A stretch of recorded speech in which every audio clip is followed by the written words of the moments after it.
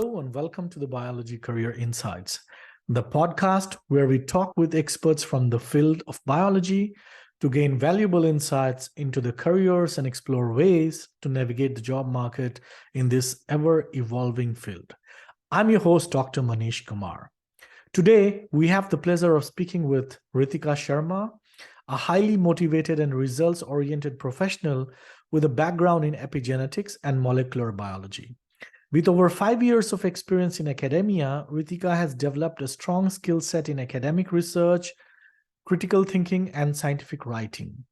She recently made the transition from academia to industry and now works as a validation expert at Novartis, where she ensures that their products and processes meet the highest quality and safety standards.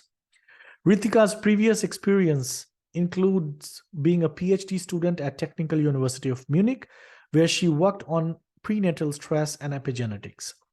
She also holds a master's degree in molecular life sciences from Friedrich Schiller University, Jena, and a bachelor's degree in biotechnology from Amity University, India. Besides her scientific interests, Ritika loves to read books and write poems or articles about life and self-development. We can't wait to learn more from Ritika in this episode. So thank you for joining, Ritika. Thank you very much. Hi. Hi. I hope you're doing well.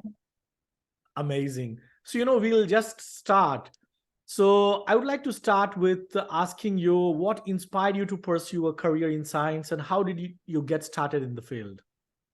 Okay, that's a very basic question, but I think it dates really long back to when I was, of course, a child. Your parents push you, and my parents did motivate me a lot during when I was a child, and of course, then I took biology. But I think the major transition was when it was during my 11th or 12th, what is a senior secondary in India, what we call as that. So when I was studying biology, I'd taken that, and I think cancer particularly fascinated me. So that led me to take a career in science, and I wanted to become a doctor for sure at that point of time. And I knew a friend whose father was, of course, a surgeon, and I used to go talk to him often as well. So that was, I think, the most turning point. And then I came back to India, and India, so your +2 was not from India.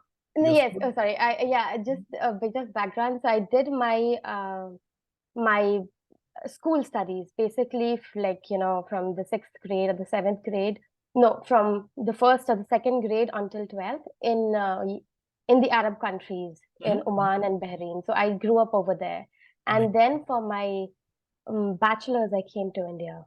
And I also came because India has it has very good educational system as well. It has one of the world's amazing educational systems. So, and it is also very competitive. We all know it. So I wanted to pursue first maybe an MBBS, but then when I look back into my past experiences, I realized that I'm very, very scared of blood, and I used to faint at the sight. So I think I gave up on that really soon. But then I did a bit of research. Okay, I went and talked to people, especially elders who are already there, and they also suggested biotechnology, which was booming at that point of time. I'm talking back in 2010, and biotechnology was a booming field. So that's when I decided I would like to pursue biotechnology, and that's when I joined Bachelor's of Technology at Amity University, and I had a goal that, okay, yes, I do want to become a doctor, if not that way, this way. Wow. So I knew that, and that's why and my teachers, they were really nice. They really put an effort to motivate all of us.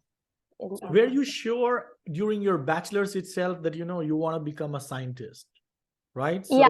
Actually, at my bachelor's, I was sure. When I did my bachelor's, I was sure because I had one specific professor kept pushing us to go abroad all the time to pursue MS or also or a PhD.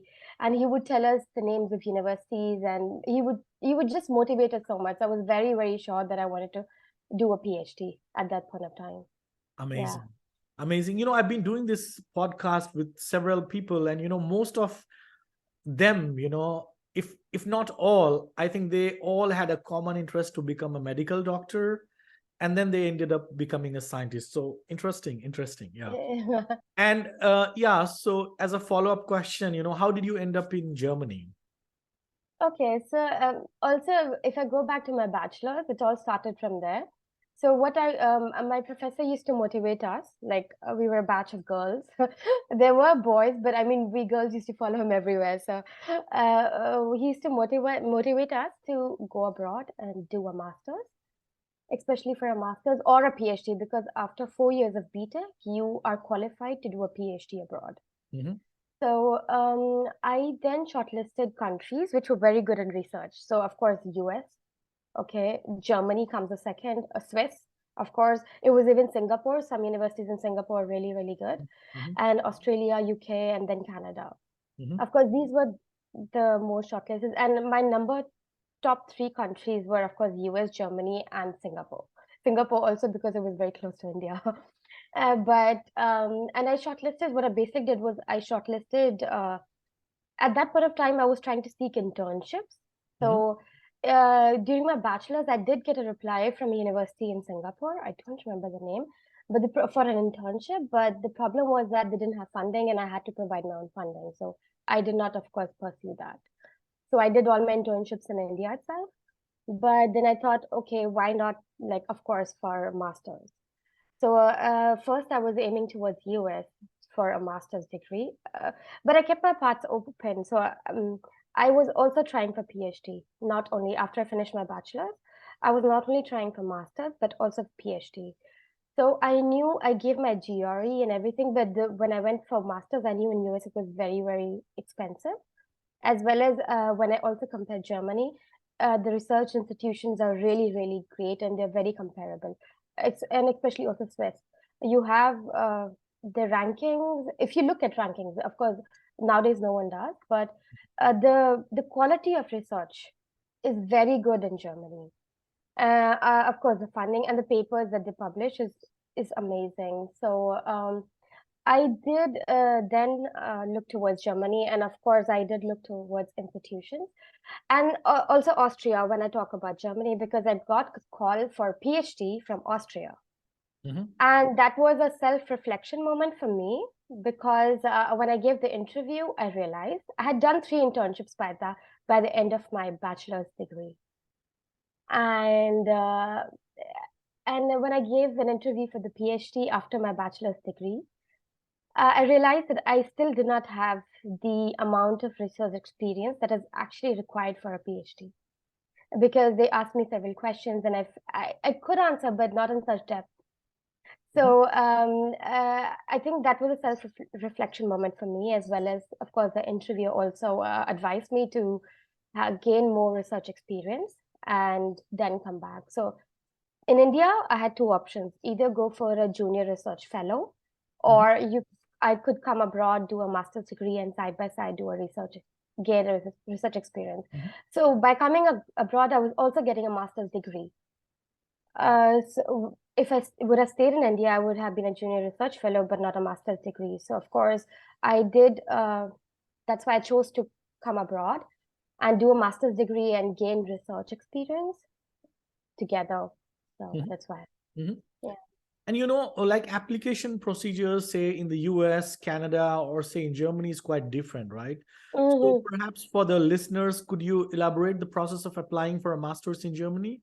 And also, as you mentioned, Ritika, perhaps you can highlight the fact that in Germany, the higher education or education in general is tuition free, right? Yeah, exactly. Perhaps Exactly. that helped you make a decision to come to Germany, right? Yes, exactly. So I was really stuck between 2 countries, because I had gotten a good GRE score and also a TOEFL. By that time, I was stuck between US and Germany. So I basically then went down to the fees.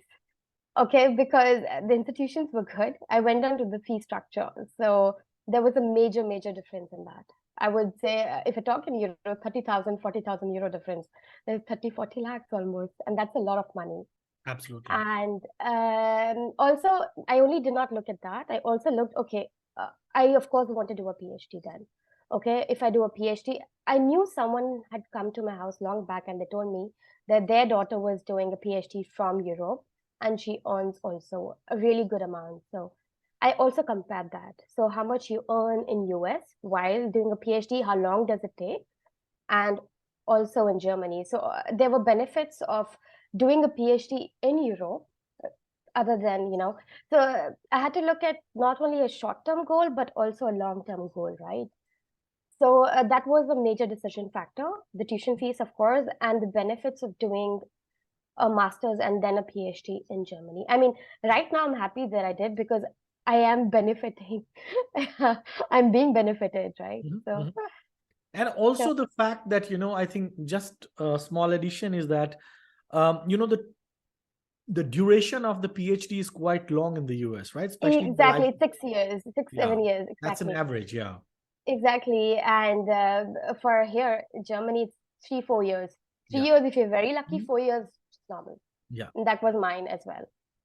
Amazing. So if you talk about how the procedure of Mhm. applying to Germany, if I talk on my experience, once I decided and I talked to my parents as well, okay, this is what my father really motivated me to, Mhm. go for it. And once it was decided, so what I did was I created a list of, you do that everywhere, you do that for US as well, a list of schools, of course, and then the high-end schools and the normal range schools, the universities, I mean, Mhm. the ones that you should. But the problem, the challenge in Germany is they don't have a ranking system per se. Yeah. So, so it's very hard to, rank a school. Oh, this is a high. Of course, you have you have a university like TUM and LMU and, Heidelberg. So these are there, but then most of the universities don't come. Mhm. Most of the universities in Germany, it's very important to know that have very good research and they are not ranked. There's no ranking system. You just go, you get a very good quality of research Yeah. and In paper. general, the education standards are quite high. So that is why you Exactly, do not have that ranking system. exactly, Mm. exactly. But still, I did focus towards research. What what topic that I wanted? I was looking at molecular biology or molecular life science. Mhm. So I dig deep into that, what topics do they do on, or what it is.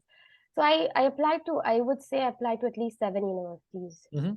Okay, and And I how did got, you, so, perhaps any resource or site, a yes, yes, stepwise procedure, if you can tell to our yes, yes, audience. Yeah. yes, yes. Okay, so first what I did was, of course, make a list of the universities. What I did was I went to, that time you not only have, you have MS in Germany. That was the main site that we have, and they have a list of colleges. What I also did, I stayed in Delhi at that point of time in Gurgaon. So you have these consulates, German consulates. I also gone visited the French consulate. So there you can get a list of universities there as well. Wow. Mhm. So if you especially stay in Gurgaon or Delhi, you can go to the consulate. I had gone to the French consulate once, and they give you a list of the universities Mhm. with the fees that they ask for, and if they have any scholarships or anything. And they have a system, at least in 2015 or 14, they had a system where they would tell you that they would invite you themselves and they would show you a list of universities that were taking in applications, winter semester or summer semester, and if there are scholarships for that or what is the tuition fees. I had looked into French, but for Germany it was easy to find online, so Mhm. I found that online. As well as I think in India you also have the benefit of having consultancy career fairs. So Mhm. I think there are several consultancy companies in India Mhm. that were there at that point of time, and they organized fairs. So someone recommended me that I should go to the consultancy. So one of them I remember was Chopra's. I think it's Yeah, I one know of the they're most, quite big. They're quite big in Delhi. Yeah. yeah, yeah. I remember because someone told me during my Mhm. bachelor's itself that they have a consultancy fair. So I went to the consultancy fairs. Then what that also gave me an option to go to different countries because they have different universities from different countries. So I went into those and, I talked to them. So they also give a very nice briefing of the timeline when I should. So I aimed for Mhm. the winter semester. So Okay. you So collected information from first, these consultancies, but you applied to Germany yourself and not through a yes, consultant, right? Yeah. no, no, Mhm. no. That's great. Yeah. So let me tell you when I started searching for content. I started searching for content in January, February Mhm. for all my the universities. For I went to Google, I researched the universities and all of that. So I try to network with people. If any relative of mine or someone is in Germany, it was hard to find. I only knew one person Mhm. who recommended a university in Mannheim, Mhm. and other than that, I didn't know any. But I tried to connect with many people who would know, and that's how I also got to know the consultancy fairs and also the consulates. Mhm. And my main time to look through was February and January. The Mhm. main time for application for me, that's the crucial. I started compiling all my stuff was during March and April. I actually applied on April itself, end of April and May for German universities. So after So I made a list, so first you made the list of the universities through the websites, and these yes, websites, if I may add, I think, DAAD has a yes, website. Then yes. UniAssist is also there, like where you can Yes. kind of screen through the university. UniAssist was not very prevalent at that time. Mhm. It had just come, but I did not need to apply through UniAssist. That's I great. only think applied for one university in Frankfurt through UniAssist, but by that time I was I was almost like sure to apply to many universities that I was getting a positive feedback. So because UniAssist also had a fees, and I tried to avoid fees as much as I could. Yes, So yes.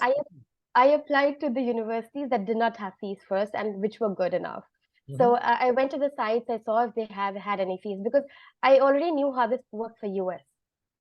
So I went to the sites, I read each and every detail carefully. What's winter semester? How much is the fees and everything? So of course, that time also we had translation tools. I made a list of what documents you require. Of course, the main was SOP, your CV. These two are the main documents. Rest are, of course, your English, your TOEFL.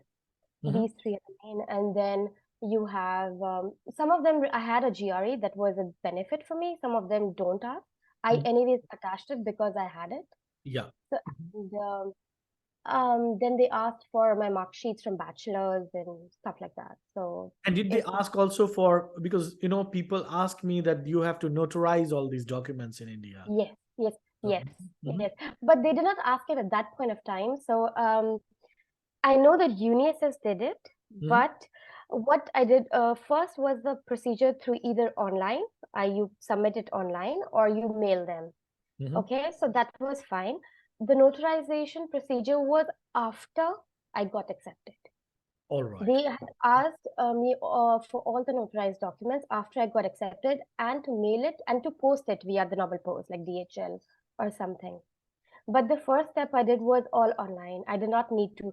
I know that UNICEF does it. That's why I did that at the last. I think that was when I mailed. But like I mentioned, I think that was the University of Frankfurt, and I mailed them in May. It was long back, so I'm just trying to remember it. No, no, but I can imagine because I think the winter semester deadline for application is about mid-June, and for some Yes, yes. universities It it was can be till July, right? Like, but June, yes, yes. July is the Yes. deadline, and you First, have to for me, some of them were even May 15th, May 30th, around exactly. that time. So Mhm. I remember I had applied to one of the universities in April and I already got a reply to them. And they sent a letter via post, okay? Wow. And I got a letter and it was not a good one. And and that was my first rejection letter. So I was literally crying. It was, So yeah. they send you a rejection letter by post. Wow, Yeah, that's yeah. And very also an kind of acceptance them. letter by post. Wow. So So I remember that was my first rejection letter, and I was really on the floor. I was like crying a lot. But 2 weeks after that, I got an acceptance letter from two universities. So I was really happy. Wow. Uh, but you have to look. So that's like I mentioned. I made an Excel sheet of when is the final date of. So I also targeted. It's a very strategic planet now. Okay, Mhm, you mhm. also have to keep in mind if you take universities who have deadline by July or something, you need to go there by October. And you have to remember the visa takes at least 2, 3 months. Absolutely. So I Apply also, early. Yeah, that's. yes, Mhm. that's why I started applying in April, because I knew I wanted acceptance. I really wanted by May, but I got it by June, and like everything was done by June end. So which I already thought was late for me. Mhm. Okay. And so I did not apply to any universities which were, or maybe it was just one, but I wanted to go to that university, but they I'd already accepted another one, so I couldn't then eventually go. But I tried to apply before 15th of May, most of them, which had deadlines before 15th of May. But it's always good to have an Excel sheet with the list of universities and their deadlines, the fees, and everything, so you can compare. And the earlier you do it, the better it is, because you also get a response faster sometimes.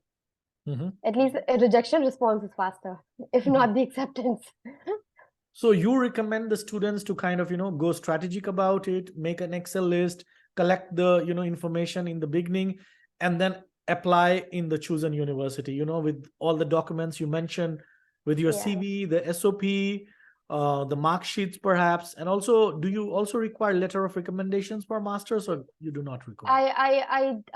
I got letter of recommendations from all my professors. I mean, I actually collected, as you just required two or three, but I collected as many as I could.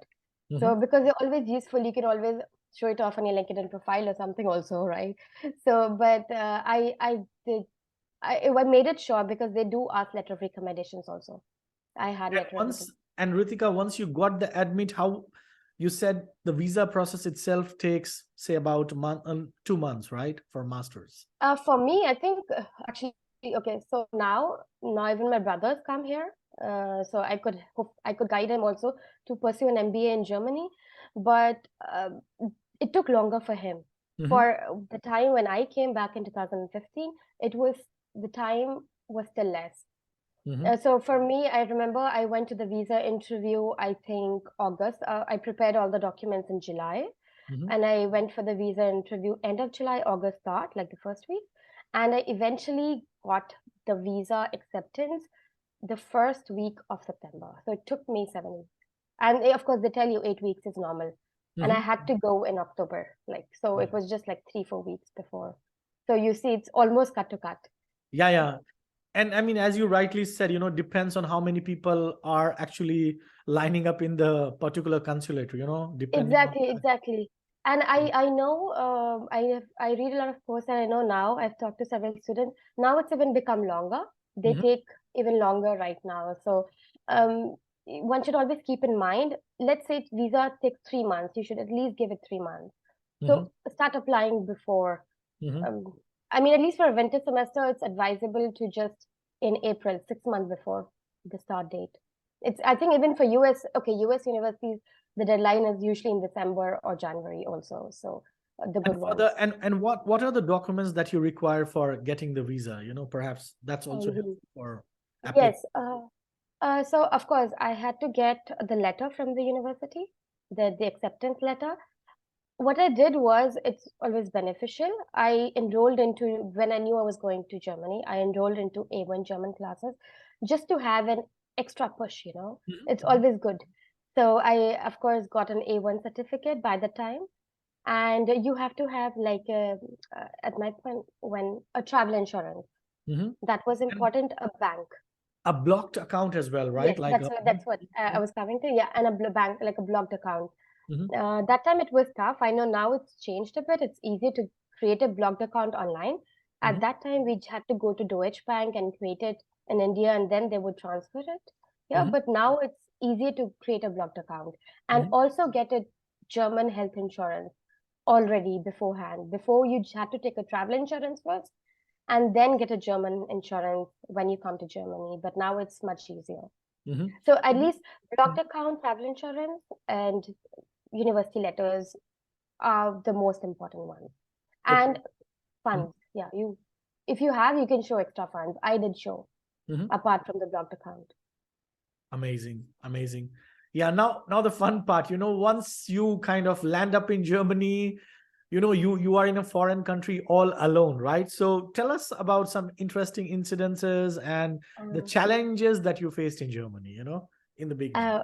uh, okay, I would really like to be grateful here. So like I mentioned, life has been very coincidental for me. Every path I took, if I did not find someone, God led me to people. So, and they would, they would eventually become my good friends. So I was never alone, or I didn't feel alone per se. So it was always like a way. I had a direction already carved out. But like I mentioned, I was doing my German class. I found in the German class someone who was also going to Germany. Mhm. And through that, she knew someone who was going to the same university, Friedrich Schiller University of Vienna, and I connected to her. And we became best friends when we landed in Germany. So, what I would recommend to everyone, who's trying to come abroad, I don't think it's just Germany. Make friends. I Mhm. think that's the most important because I have survived my master's with the help of my friends. They are your family, right? Of Absolutely. course, some stay and some go, but that whole experience is very cherishable. So I would really first would be I like to make friends because I've had the best moments with my friends. I also with studying and getting to know the German culture and going out because you're not alone. There are a group of students who are in the same situation as you, and you have to do it together. So you support each other, right? They are your Mhm. family. Absolutely. And then one of course, the main challenges that you face in Germany, everyone knows it, German. Language, yeah. Yeah. Mhm. So learning German. But usually I think people who come to Germany are pretty directed. They start learning ahead. Also, when I came to my master's, it was not compulsory for us to learn German because, of course, in our field, we don't require in PhD nor in master's, we don't require to learn German. Mhm. But one of my friend also motivated me, and we kind of pushed each other.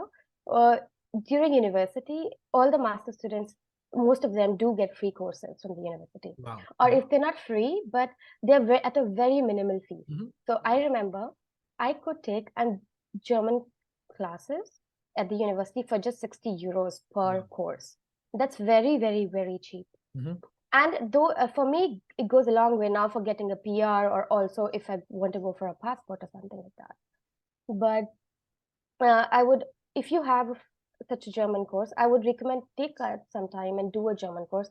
It'll be really beneficial in the long run. Even if you think you don't have time, you will always. And it's just 2 classes per week, right? Mhm. So I think learning German really, really helped me in the long, long run. Mhm. And of course, I don't speak really well now, but I Mhm. can speak, I can understand, I can really understand people what Mhm. they're saying. Mhm. And it also helped me towards my internships later during my master's and Mhm. all of that. I think German is a major challenge, Mhm. and a lot of people don't make the effort, but I Mhm. think it's very important. Also for you to network Yeah. with And, coming people. coming back to your challenges, you were like staying in Gurgaon, which is pretty crowded, and you came to Vienna, which is not the biggest cities, right? Like it's quite empty out there. The supermarkets are Yeah, closed on Sunday. So tell us some yeah. interesting stories and other challenges apart from the language that you face. Actually, I think the major challenge in Vienna at that point was racism.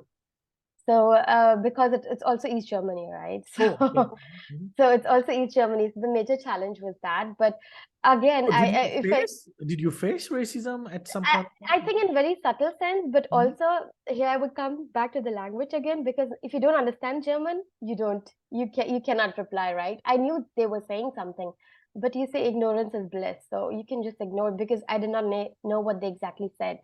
But I knew there was, for instance, someone pulled my hair in the train seat or something. So it was, for me, it was still okay. I've heard people who faced worse. So then I look at Wow, my, that's yeah, I mean that's not racism, that's misbehavior. I mean, you can always complain about that, if like yeah. But you see, I yeah. was new and I did not know, and but Mhm. it's okay. I did Yeah, not, it didn't affect me so much. It was just one incident, and when I saw it, it's all gone. but at the same time, you will also find a lot of good people and, as you Yes. said, good stories and Yes, yes. So one of the main cultural shock for me was when I came to Germany was people saying hello. Mhm. I think that, and I was like, oh, why are they telling me hello? When I talk about racism, you also see this. People are so friendly, and Vienna is also filled with a lot of old people, right? So, Exactly. and everyone I go to the train and say hello, I'm like, oh, I felt so valued as a person. It's like, Yeah, oh that's the wow, normal culture here. Like if you know, if yeah, you kind of meet somebody, even stranger, then you have the culture of saying hello and greeting, exactly, exactly. And especially if you know German, now that I know German, people come talk to you. So it's very nice. I now, before I did not like the concept that everything is closed on Sundays, but now I really cherish it Yeah, because you get time for yourself, right? yeah. But yeah, there are times when I go to India and I miss it because everything is really, really closed on Sundays. But Exactly. And I remember my days because by it's 8 and then every supermarket is closed. And as an Indian guy or as an Indian student, you are very used to late nights, right? Like yes, outings yes, and stuff like that. exactly. And that is totally not here, right? So Yes, yes. any So other incidences, Ritika, that you remember from those days? well, I think I was a nerd. I did not go out much. At least, we went out with friends quite often, like, just like bowling, but not much. I enjoyed hiking because there were small hills, but Mhm. not so, I mean, we didn't go so much. I enjoyed snow because that time when I first came, it was such a beautiful snow that year. So I really enjoyed that. And I think it was just new. And the main thing for me, I came, like you mentioned, I came from Gurgaon, Delhi. For me, I loved coming to Germany and I still love it. Why? Because the sense of freedom. Mhm. In Delhi, as a girl, it was not I was not allowed, but you had, It's not you that had, safe. You don't feel that safe. exactly, Yeah. exactly. And I was always, it felt like you're always washed around, right? But here, when I came, I felt free. I could think on my own. I could make decisions on my own. I felt like I became the person I am after coming to Germany. Like, you get out from your parents, parents' home, and then you come. So I think the sense of freedom. It's especially for girls who are like stuck. Sometimes I feel I was stuck. Like I wanted to get out of Delhi at least. Wow. So for me, Germany was life changing. I mean, it is still is. I really value it over here. Amazing. And you were predetermined about going for PhD, right? So after you finished your, say, master's, how was the application process Hmm. for a PhD like? Okay, so during my master's, I was predetermined in bachelor's for doing a PhD. During a master's, it took a bit of a turn because I did not have a really great experience during my master thesis. But fortunately, now when I look back to it, that showed me what I actually need. What should be what you need during a PhD and what you don't need. So I was when I did my master thesis, my boss really liked me. He wanted to keep me, but the lab took some negative turns. So then I realized I don't want to stay here, and I was very doubtful. Okay, no, maybe I don't even want to do a PhD. So I was on borders. What do Mhm. I want to do? So I took an internship that time. So I would say a paid internship, and I started working at the clinicum, the hospital of Vienna, and my boss there was amazing. He was the one then. I mean, all the confidence that I lost, he was the one that who resurrected it. So He you told kind of me, you already, I mean, this is interesting. Like you were predetermined, but after you tasted the, what do you say, the lab research, environment academia. and stuff, you were confused about, you were two ways about going for PhD. And Yes, yes, then your mentor, so to say, kind of yes. resurrected you. That's Yes, an yes. interesting thing. Yes. So, yeah, as I was saying, so I was two ways after my master's, like my master thesis. During my master thesis, basically, what should I do? Like, because I did not have such a great experience. And then when I got into an internship, after my master thesis, I took up an internship and he kind of, resurrected me. Okay, you should like do a PhD. And he saw in me what I had lost during my thesis, what I couldn't, I lost that self-confidence. So he saw in me, no, no, no, you can do it. And he was the one who motivated me. And, but you see here, I did not even have an industry experience. So I did not know what it would be like in an industry or I had an academic experience for 1.5 year in a lab. So I knew how it would be, how my PhD would go. And that's why I was doubtful. And because that also my master thesis, the last ones were a negative experience. Mhm.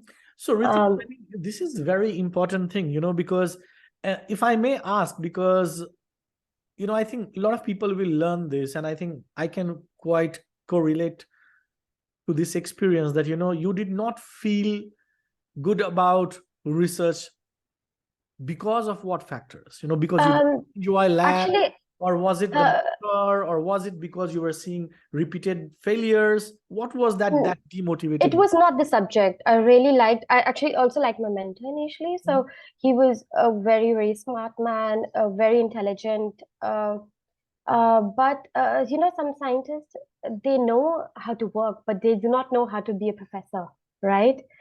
So I think that's where what the difference was. They know how to do their science, but they do not know how to Coach you. mentor. Exactly. And I think that's where, so I really like this because I was working on epigenetics. It was a hot topic and it still is a hot topic. And I was working on CRISPR-Cas9. So it's still the hot topic, you see.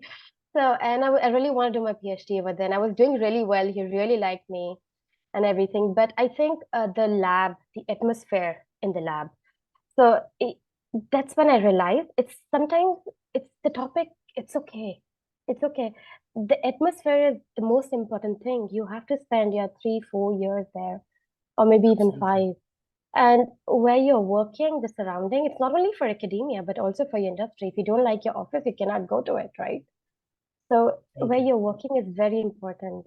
And that's when I realized, that's when I made a list of what I want when I look for a PhD. Fortunately, when I started looking for my PhD in Germany, you do see a lot of positions. You do see, of course, I applied to industry also to see how it goes. I Mhm. also applied to PhD. Of course, I wouldn't get replies. I did not have an industry experience.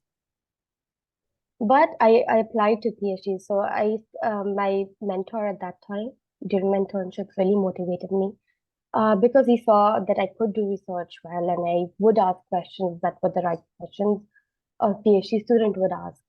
So it really motivated me, and I got a lot of replies. I applied all over Germany, and I got a lot of replies. And but I kind of knew where I wanted to go in Germany to pursue my PhD degree. So, and what topic I wanted to stay connected to epigenetics, and but I wanted to lean a bit towards data science also.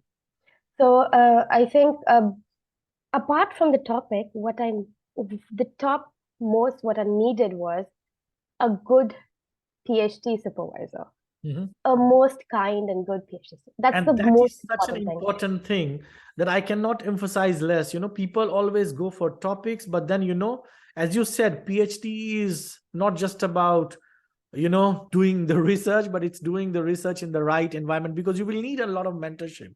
And there, I Exactly. think you should give a lot of weightage to, to your mentor, to the supervisor under whom you will do your PhD. So that's a Exactly. good, yeah. Exactly. So, I mean, it also depends if you want to do a postdoc or like an industry you want to go. So, of course, I did not decide during when I was applying that if I wanted to go to industry, I want to do a postdoc. I Mhm. was just going open-ended, whatever it would take me. But of course, my second on my list was a topic. And then with the first was my mentor. And the third was, of course, lab mates. Mhm. So I have, of course, applied to PhD positions I know I could work on them. Mhm. But when I went for interviews, I really looked at how my professor was going to be. If he was interviewing me, I was also getting a chance to know him, right? So Absolutely. Mhm. so I mean, I think because of my bad experience, I ended up in a good place in my PhD. And I would just give credits to my supervisor because she has been great, great, great. I really think um, during PhD, there are times when you just feel, right? And you feel like, oh, I'm not, maybe I'm not, you have the imposter syndrome. Yeah, you have your highs and lows. Yeah, that's always. And I struggled a lot with the imposter syndrome, especially during my second year. And I So would you go to felt my as if you did not deserve this position, or No, I felt as if I'm not doing enough. I okay. mean, how much ever I studied, I'm still not good enough. I Mhm. need to do more. And I studied a lot, but I feel like I did not get there. There's still, every time I used to go to a conference, someone knew more. And I did not understand parts of it. So at that time, I did not know. It's okay. Mhm. And I went to my support. She gave me a calendar note where it said that it's okay to fail. Try again. So Yeah. and I stuck that on my PhD, the place of where I work.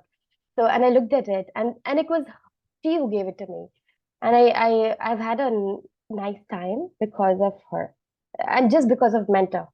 And I saw how the tables turned, right? During the master thesis, I did not enjoy so much because of the mentor, but during the PhD, it was just totally opposite. Wow.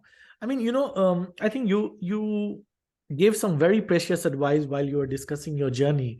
Perhaps a little bit emphasis on how is the application process for PhD in Germany, if for the Yes, yes, yes. if you can So highlight.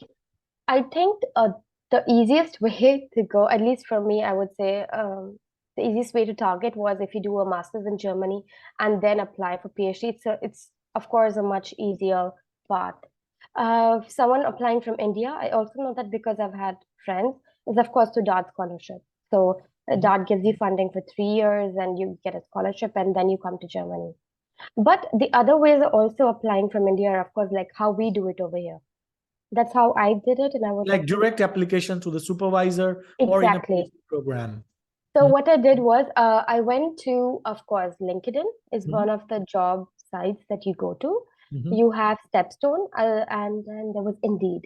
These three sites, apart from university sites, but I think these three sites were the where I looked for research positions. There's also one site that I can recommend. It's called Job Vector, especially for PhD Yes, positions here. yes, Mhm. yes, yes. Especially for academic positions. Yes, yes, Exactly. yes, sure. Mhm. Yes, that's true. I think I also applied for that. But these were the three. I just typed in PhD positions, then the subject that, example, molecular life science or epigenetics, then it would filter out the results. Mhm. And I would apply to a lot of them, a lot. I would then create, of course, my letter of motivation. That's a one document you require, and my CV. And yeah, these are the two. And letter of recommendation. So I did I'm really thankful to my uh, supervisor during the master thesis. He really gave me a nice letter of recommendation, and also during my internship. So they gave me really nice ones, and that really helped me also then to get interview calls. I got from all over Germany. I also gave an interview for in Hamburg for a company, the one that makes creams. I'm sorry, I don't Yeah, remember it. yeah, I know. Biasdorf. Yes, Biosdorf. Yes, The yes, yes. Nivea cream, right? Yes, yes, exactly. Mhm. I also went ahead and gave, fortunately, in Stepstone, you also see that companies have PhD positions. And especially if you want to get into industry, it's an Mhm. easier way, right? So Mhm. I got a PhD call from them as well. I also gave an interview there. But the most I liked was in Munich, from Technical University Munich, because it dealt with epigenetics. Mhm. And also I wanted to work on data science. So it was more inclined towards that methylation and data science. So I just filtered out positions and I applied. So of course, then also I made an Excel because you applied to so many positions. I made an Excel sheet of Mhm. the positions that you applied to. And I think within 2, 3 weeks, you start getting calls. You have Wow. several rounds of interviews. For one, I had, of course, the initial round, and then there was a second round where you had to come and present Mhm. your research topic. So that was mostly your master thesis. So that's what I did. You present your master thesis, and then the third round was basically just getting to know, coming and getting to know the team members. So sometimes you just have 2 rounds as well. So it depends. And then of course they let you know. So I think I was also stuck between two, but yeah, Mhm. it just worked out. That's the Wow. most common way of applying. Yes, yes. Amazing. Now before I go to your post PhD transition story, perhaps a little piece of advice that you'd like to give to students who are considering Germany as a destination for, higher education. What would be your advice? Especially, I mean, at least if I talk about biology. Mhm. So I think if you're looking towards it, is very good research. if you talk about research, Germany is very, very good at research. It's, of course, recommended. If you can, I mean, especially if you're trying to apply for PhDs from India, instead of looking at Indian sites, try to go to the German sites, like, for example, you go to stepstone.in, instead type, maybe using type stepstone.de. Mm-hmm. Okay, so that would be, and you can filter out that, and you can, of course, translate into German and from German to English. And a lot of here also give you funding. The positions are all funded over here. That means while doing a PhD, you are paid a very good salary, 60% or 70%, or mostly it's 50%. Yeah, but that's like, I mean, again, people from India might confuse. That's not to say that you are paid partially, but that's like, compared to the postdoc, you are paid 60% partially. or Yes, yes. that trivial tariff that you are paid. But your PhD is completely paid and you don't have to pay a penny out of your pocket for your PhD. Yes, Unlike UK exactly. or other countries, yeah. Yes, in India also several institutions you have to pay for a PhD, and I don't think so. It's very nice. I mean, you're doing work, right? It's not Exactly. just study. So, So I mean, what I hear is quite, quite positive about, higher education in Germany. So you can highly yes, recommend that. yes. I mean, a lot of people worry about again language over here, but in PhD it's very international. Especially speak English. It's a very international community. And then I think if you want to do a postdoc, it's always available, or it's you can then do your research further. You can dig in deeper what you really want to do. Yeah, but also research. I would just like to highlight the fact that the quality of research. That's the main. I mean, I used to go to TOOM conferences and the seminars. The current topics that they have, the amount, the the things that they're doing still amaze me. So it's really vast. It's really vast. So yeah, you Amazing. can do anything. Yeah. Now I'll go to, more interesting part about, you transitioning to the industry. So Yeah, after you everybody's kind of, using. you reached your destination of, achieving your PhD. First of all, why did you decide to move to industry? And then second question is, how did you transition? That's Okay, a very, yeah. very interesting question for our audience. Yeah. Mhm. Yes, I think the transition was not easy. First of all, deciding. So I think it was, I was trying to, I have been a bit proactive during my PhD. So, while doing my PhD, I was looking, okay, what would I do after my PhD? I always think in my mind, okay, what if the lab I'm working in doesn't give me a funding or doesn't have okay, even if it does, but I don't want to take things for granted, right? What if there is no plan B? I should have a plan A for myself, you know? And that did happen. Of course, they did not have funding, but what would my next? So I did not know if I wanted to do a postdoc, or initially I did want to do a postdoc, and I really, really liked the PhD subject that I worked on. Okay. And I wanted to continue that, but unfortunately, my professor also did not have funding when I left last year, and she really wanted. So she's still like telling me if I want to come back, I can if we have funding. But the main issue with academia is if you get funding or not. And sometimes it comes late and your current funding is already over, right? Mhm. So So was it because of funding that you transitioned, but because, or was it also because you wanted to transition? no, that's what during my second year I did retrospect a lot what I really want to do, and I think so that's where a lot of these German institutions, or anywhere, if you look at TUM, if you look, I was in Helmholtz Zentrum Institute, so they have these career not only pages, career, what do you say? Seminars. Exactly. They have a group that they organize. So Helmholtz has a very strong career group. They are organized career committee. So they constantly give. So I listen to both people who do postdoc and the people who do industry. And I know my skills, right? I know that I'm a people's person. I can talk to people, and I listed that down on what I really want to do. And they make you in these career seminars, take those tests and where you really want to go. So of course, it came from me as an industry. But I also really like research. I mean, I like studying in the sense per se, like learning about new things.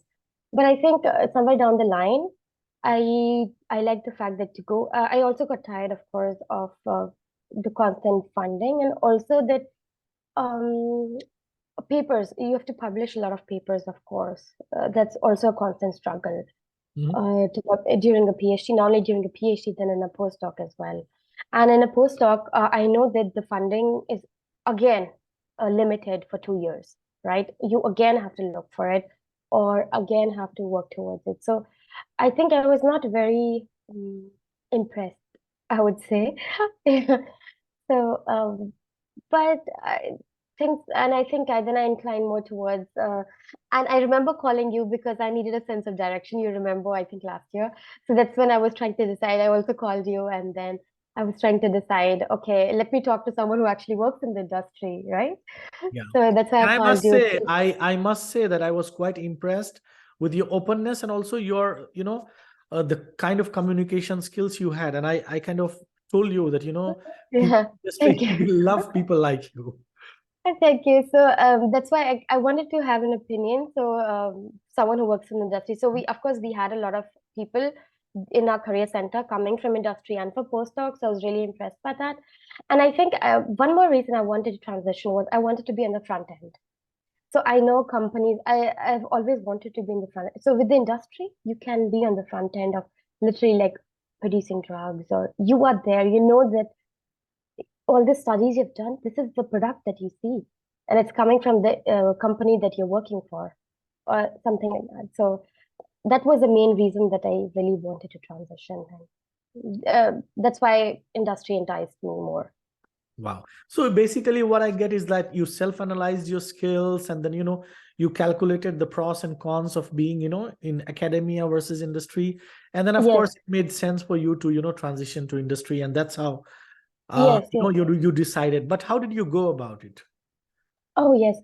So like I mentioned, it was a long process. It was not that I decided in my third year or something. Like I mentioned, that I attended a lot of career seminars organized by Helmholtz Career Center. Not only that, outside, I would go to any fairs. I stay in Munich. So I would go to any fair, industry fair that was there. I would go to them. I would talk to people. Like I would not, if not talk, I would just see what do they need in a person like me. Okay, and I would try to develop on the skill. So I knew the data science was coming, so I would try to learn more languages or something like that. So at least I listened to many people, and then um, career centers organize a lot of like CV writing workshops or letter SOP writing workshops. I attended those, and side by side I did that. And when the time came, I somehow mustered up the courage to apply for positions. So I think that was the most challenging part, to apply and then to see a rejection email, Mhm. because there are many. Mhm. Uh, Yeah. So for the audience, don't get frustrated if you have rejection letters, because that, you should be welcoming rejections, because these yes, are yes, part of your progress. So this will yes. happen, but yeah, you don't need to be demotivated about it. But I feel there's a lot of content online nowadays because you can just go to any site, okay, and they have a lot of fairs. I, I, I not only in the Helmholtz career fairs, I would just go any, like I think there was a Max Planck one where they would also have invite guests who are in the industry or in the postdoc. So and then they would give lectures. So I would listen to those and then decide. So during this whole process, they also had a LinkedIn workshop. So I did my best to enhance my LinkedIn profile, because in LinkedIn is a place, it was very important for me. It was a place where you could network with people. And then when I was sure that I wanted to, I tried to also network within my group or my extended group where I worked. Mhm. So Absolutely. people have already transitioned, and then Mhm. my mentor during my PhD, she also told me a few names who have already transitioned into the industry, and that I could contact them, get in touch on LinkedIn, and talk to them if they have positions. Because a lot of times you get positions through word of mouth, and they tell Absolutely. you, then someone recommends you, and and sometimes you don't know a position, and someone tells you, and then you apply, and then you get it. And that's what happened with me. So, Absolutely. Yeah. So, I mean, Ritika, just to summarize what you said, I think it's important, first of all, to analyze. And then, also you attended some CV and cover letter workshops. So you kind of, you prepared your CV accordingly, you customized Yes, your CV for the yes, industry. You also did a LinkedIn workshop where in kind of you learned on how to kind of make the maximum use of LinkedIn. You yes. were quite open. You were talking to people. You were reaching out to, people who have already transitioned. And then Mm-hmm. you were learning, Yes, also upgrading yourself, like in terms of yes, skills yes, and yes, stuff like that. Yeah. yes. So I Yeah. always kept the end goal in mind because I knew it was going to end sometime. So I needed to get on fast with it. Amazing. And how did, if I may ask, how did Novartis happen? So coming to, yeah. So I applied to a lot of, initially I was, applied to a lot of positions and I was in the job search phase. I was talking to many people and it just happened that once I was talking to a colleague of mine, I was coming home and we were in the train. I was talking to a colleague of mine and they said, oh, what are you doing? I'm like, I'm just, I'm tired of applying and, I'm getting rejection. I had a lot of interviews, but I was getting rejection and, I'm applying, but I'm on it. So he's like, oh, I know someone who has this position. I can ask her if you're interested. And I'm like, okay, first send me the position. I can see it. So, and then I found the position quite interesting. And then he's like, oh, I can talk to them if it's open still. I can ask, and if you can apply, if they recommend you. So that happened, and she said yes, and they were looking for a person quite for a long time and she did reference it to me, but then I had to go through several rounds of Mhm. interviews before actually ending up at the position. So yeah, that's how it happened. It was through word of mouth. You see, networking. So Amazing, amazing. Yeah. it's So I mean, that important. is so important for, our listeners or people who want to transition, reach out to people, talk to people and Yes, network, yes, and to network, in Germany, they call it vitamin B. I don't know yeah, whether yeah. you know about this I don't know. phenomena. Yeah. Yeah. So they call it vitamin B. And it is Okay, so, so important, especially in the, okay, if you want to okay. kind of transition. Mm-hmm, And mm-hmm. to our listeners, perhaps you can tell us, um, what does your work entail as a validation expert, and how does it Yes, yes, impact the scientific community and the broader yeah, yeah. public? Yeah. So I'll just keep it short, maybe a little. Mhm, So mhm, like for me as a validation expert, the work it primarily entails like that all the products and the processes within the company that they meet the required standards and quality standards and the safety standards that are established by regulatory agencies such as FDA or one for Germany or the mhm. European regulatory agencies. Okay Wow. and Mhm, which also then involves like designing or executing validation protocols, testing the products and the processes, and then analyzing the results to see if they meet the acceptance criteria, basically. And this, of course, it's this impact of work as a validation expert is very significant, and especially absolutely. like Mhm, in pharmaceutical industry. So, you can ensure that the products and the processes that they meet the required standards of quality and safety. Uh, it's basically patient safety, right? They play a critical role in ensuring that patients receive the safe and effective medicines. And also you help in building trust in pharmaceutical industry and in promoting public health per se or something. amazing, amazing. Yeah, so that's how. And so coming next, so what are some of the key skills and qualities that are like required to be a validation expert, and how can a biology student, develop the skills? Okay, so I think most of it is what I again I would like say I also got this position because during PhD you Mhm. are taught. You're not taught per se, but you gain the skills like so the first skill let me talk to is of course communication skills. So as a validation expert, I work with closely with cross-functional teams like scientists, regulatory people, engineers, or the process people, production people. So of course, very effective communication skills are required there. And same, if you compare to PhD, you do collaborate with different teams, with different groups, and you develop communication skills. Okay. So if I gained all the skills during my PhD and I'm trying to incorporate it here now. And then, of course, you need to pay attention to detail as a validation expert. So, you have to be meticulous and then very detail oriented Which to again make is a part of the PhD training, right? Like yes, very, yes, yes, yeah. exactly, exactly. And to ensure if that all the products that they meet the required regulatory requirements. And of course, analytical skills that you gain during PhD, okay, you need to have, as a PhD student, you always look at the data, you analyze results and stuff. Critical thinking. I mean, these are the basic, you learn that in your PhD. You can, of course, use it then during industry. That's why PhDs are the most important skill set that the industry people also want. Amazing. I mean, I'm glad that you said that because many PhDs feel that, okay, sometimes they have difficulty understanding their own skill sets. But as a PhD, you do not just learn science, but you also have so many transferable skills Yes, for the exact things that you mention, in your exactly. job. And Yeah. and also I did not know it as a PhD student when I attended these seminars, and I was literally like, they told me the importance of us as PhD students. You have so many skill sets, and you have to just show it off. Absolutely. I totally agree. Yeah. But this I think also answers the second part as a student. If you're a master student or a PhD student, you can develop it. Of course, communication is easy. You can work with teams. You can develop your communication skills, critical thinking, look at papers, read it, analyze it, and Mhm. of course, analytical skill sets. You always learn during. I mean, PhDs always learn it when they analyze data, see the results, write papers, write their results, and discuss it. Mhm. So, and if you think you lack in something, there are always courses on LinkedIn or Coursera or something, and you can always take those courses. Upgrade yourself. Absolutely. Exactly, exactly. I think it's become easier now Mhm. than what Mhm. it was before.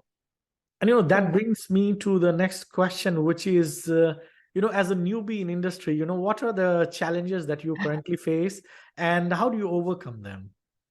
okay, I think initially it was again language, but of course I'm still working on it, and I really want to be C1 professional. So, but I think it'll take a while. But I think the more I'm speaking, the better it's getting. In PhD, I did not use it as much as I used it in my master's, Mhm. and now during the industry. But because it's a key to networking with also the local people over there. Mhm. And the more you talk, the better you get to know people, and the better you can communicate with teams. So I think that was important. I think communication. And I did not initially know that how to utilize my PhD skill set. So it unfolded bit by bit. Mhm. And also that, I mean, of course, as this role, I think it's a perfect role for me to, after transitioning from industry to so from academia to industry, because I get to know different processes Mhm. of how things work in in the research department, in a company, in the process, and in the regulatory. So I get to know all those aspects as well. So, but I think the major challenge was, of course, networking, how to talk with people, how to deal with people, Mhm. and yeah, and how to work, in a more open environment. Mhm. Yeah. Amazing. And you are among one of the successful women in STEM, and you know that as a woman you have to face additional challenges. So what would be your advice for other women in STEM? Oh, okay. Okay, so that question was a bit surprising for me because when I started out, I did not know there was a challenge. Mhm. So I recently heard of it. So you see, right? If you're not told that there's a challenge, you don't know. You think it's fine. But so I did not know that there was a challenge. But of course, then I think over the past year, I understood quite a bit that, oh, yes, it is really. Because I think I was in my own world of applying and just doing what I want. But what I would say, the first thing is to believe in yourself. I think there are gender biases, of course, and I would always stand with ignorance as a bliss. If you think it's getting over, you can always tell, you can always take a stand. But if you think that, some people always want to say what they say, but I prefer ignoring it. If I think it's against my values, I do stand up and say for myself. I do stand up and say, but I think it's always to have confidence in your abilities and to believe in yourself. And then the second thing I would think is network. Of course, networking is everywhere. Go out LinkedIn, reach to. I also follow a lot of female role models. I know, like I want to be like, or who inspire me. So I think network or follow them because you see them and you get, oh my God, they're doing it. Why can't I do it? Right? And then uh, maybe seek on mentors. I mean, during my PhD, I have a mentor, my supervisor. So I really look up to her even now, not only as my PhD supervisor, but a person, a strong woman in per se. So I think to have a mentor is very important. A good person, I think. Yeah, that's Amazing. what I feel. So yeah. Now more on the software part. I think we had a great discussion, Perhaps you can also tell us about your hobbies. What are your Okay. hobbies? Oh, my hobbies. Okay, so I like to learn also side by side. I think right now with the PhD just a bit stagnant. I like to read a lot. I like to write. I like to write poems and articles. I have a blog. I have not been maintaining it for the past 2-3 months because of my current transition, but I really like to read and then maybe write on basis. And I have been writing poems since very long. Yes. And I And must confess to the audience that, this is how I got to know you because, yeah, that's I think true. I read one of your poems and then, this is how I got Yeah, connected. yeah, that's true. Yes. That's true. That's true. I remember when we had a first conversation, you told me that you read one of the poems. Mhm. But yeah, I mean, that's what I like to do in general. Just like read or write. Those are I'm trying to explore more options like going hiking or something like that, but they're just exploring now. Especially Yeah. that, now you are in Austria surrounded by Yes, mountains. I think, yeah, it's good. exactly. That's why I'm exploring it now. Yeah. Yeah. Wow. So, perhaps it would be good to end this podcast with with you reciting a poem of your choice. Okay, okay. So is it okay if it's a short one? Because I Yes, don't want to, sure. Sure, and sure. I mean, I've never recited in front of like anyone, but Yes, you can yes. always go to my blog and see it, but I still have to first. Okay, I'll Yeah. just share a very short one Mhm. with, I read it, I think last year, end of last year. Okay, so I'm not very good, so Just relax. Yeah. yeah, yeah. So okay, let me just recite. Okay, so there is one that I'm reciting it off the blog. So it would be like, will you share your story if I share mine? Will you break your boundaries if I slightly just stare down mine?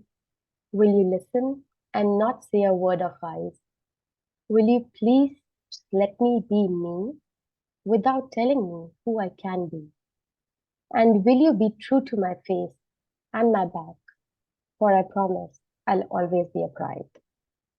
Yeah, it's a very short Wow. one. That was Thank you. amazing. That was amazing, Ritika. Thank So you. thank Thank you. you. Thank you, Ritika, for sharing your insights with us today. It's been a pleasure talking to you. Thank you Um, so much. and to the audience, thank you for tuning to Biology Career Insights. Don't forget to subscribe to our podcast to get the latest episodes delivered straight to your device.